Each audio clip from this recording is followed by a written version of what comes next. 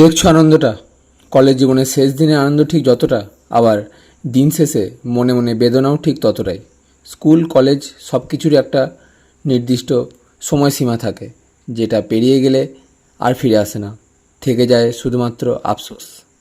তাই আছো যতদিন আনন্দেই কাটাও ততদিন। জীবনে চলার পথ এখনও অনেকটা বাকি, অনেক বাধা বিপত্তি দুঃখ আসবেই। Good morning everyone. আজ আমাদের সিনিয়র দাদা দিদিদের বিদায় অনুষ্ঠান। এভাবে আমাদেরও শেষ হবে একদিন কলেজ জীবন।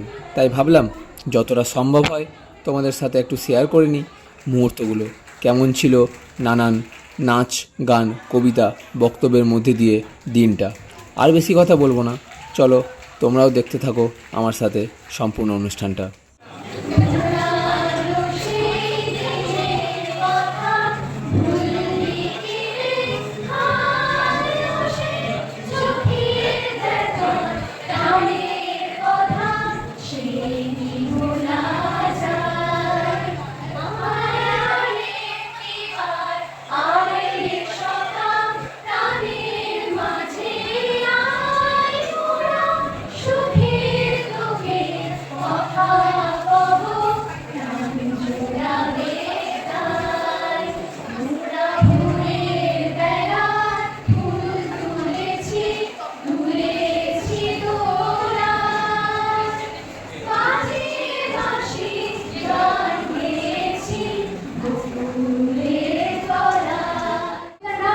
जवाब ना कलमे कवि देवा शिक्षण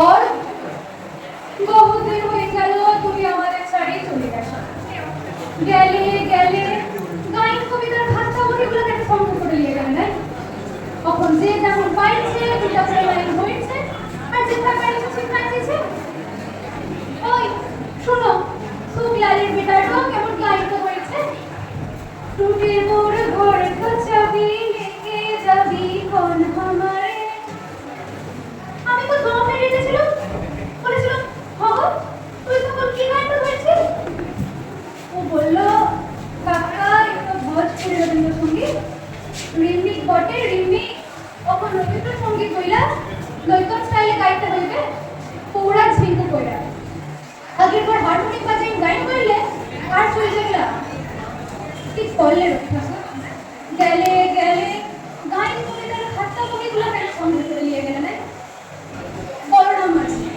শাড়ি কাপড়ে দোকান দিচ্ছে বলরাম পথ উপরে ফুইলা ফুইলা করে লেখা সবারে করি আহো খবর হই থাকো তুমি বলরামের দোকানে কাজ করার টাইমে লোকে এই খবর কবিতা লিখেছিলে হায় হায় গো ঠাকুর কি যে করলে গেলে গেলে গাইন কবিতার খাতা বইগুলো কেন সঙ্গে করে নিয়ে গেলে পবনলালের লেখা দুরন্তরি লোক গায়ে দুটা কত দূরে তুমি মাইছে কত দূরে টাকা পাইছে তার ভুলটি নাই ও এখন দাঁড়াইছে ঘটে পোস্টারে ওর সিয়ালের পড়া কোবরা আর খবর তলে লিখা মোর নাম এই বলে দেখাবো আমি তোমাদের লোক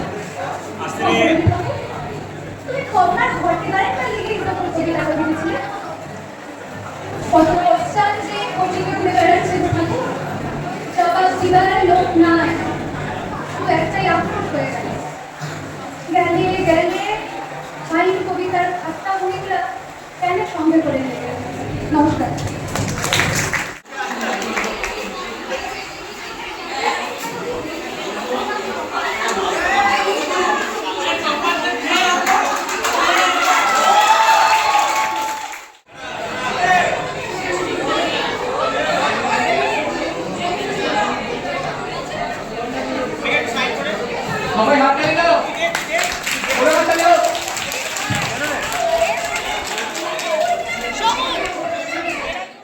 প্রথমে সমস্ত জুনিয়রদেরকে জানাই শুভেচ্ছা আমাদেরকে এরকম একটা অনুষ্ঠান উপহার দেওয়ার জন্য।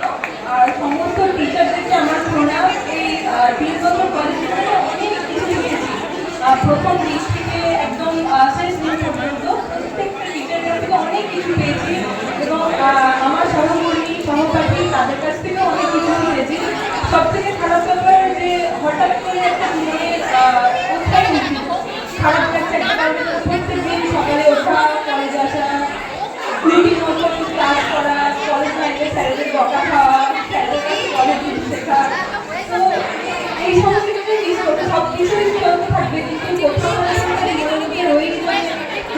কলেজটা কত আনন্দ করেছি, কত মজা করেছি, বিভিন্ন অনুষ্ঠানে পার্টিসিপেট করতে পারলে তার জন্য অনেক স্যারদের কাছ থেকে বকাও খেয়েছি বা অনেক কিছু শিখে গেছি। আমাদের সাথে ক্লাস করার পরিবেশে আমরা অনেক শিখেছি, অনেকেই শিখেছি এবং আগামী দিনে আশা করি তোমরাও যে একটু কলেজটা যে পড়াশোনা করছো এই জায়গায় এসেছো জানি অনেক সিকিউরিটি হয়তো কম্পিটিশন লাইনে চলে গেছে, অনেক একাডেমিক লাইনে পড়াশোনা করবে।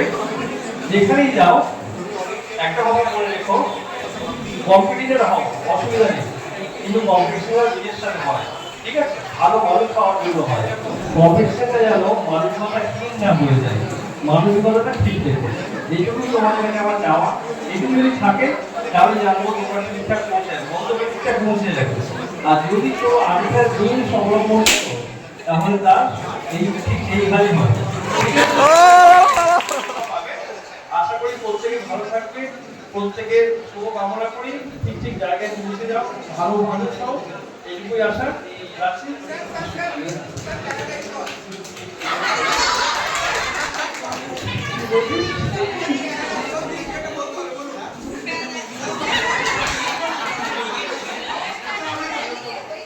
All the head is empty.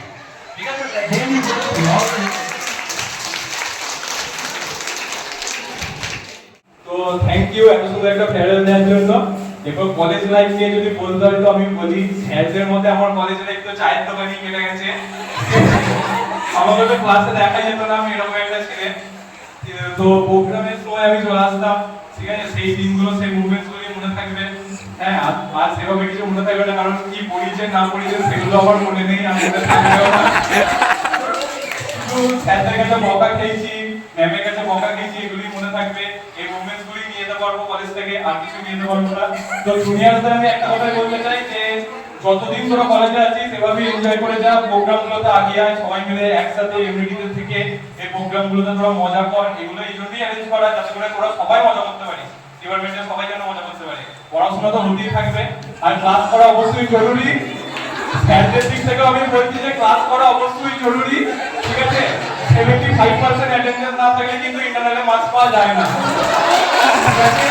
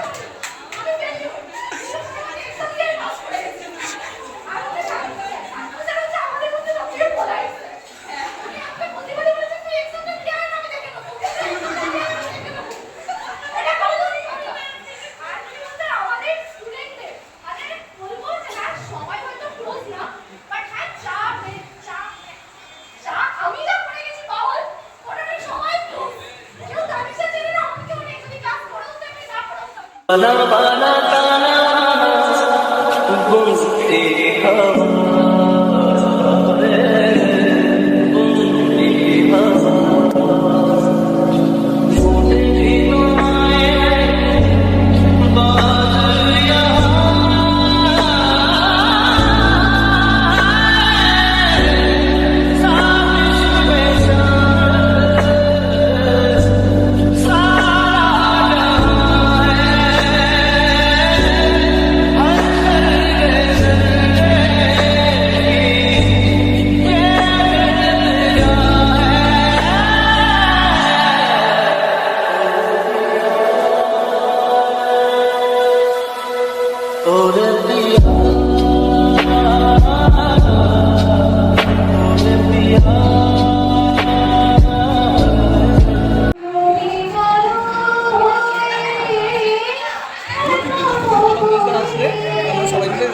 ফটোটা তুলে রাখবো, ঠিক আছে? মাঝখানে একটা বেঞ্চ তুলবি বসার জন্য, আর বাকিরা যেখানে বসে মিটিং আছে, সঙ্গে যেতে হবে, ঠিক আছে?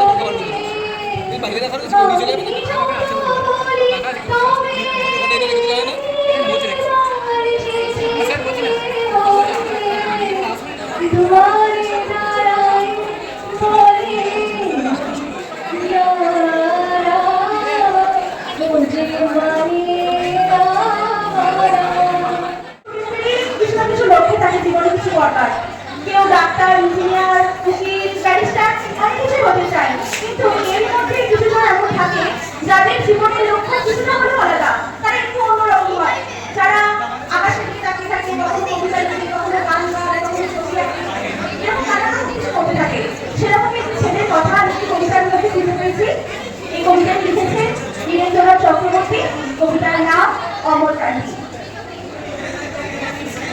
অমর কান্তি আমার বন্ধু।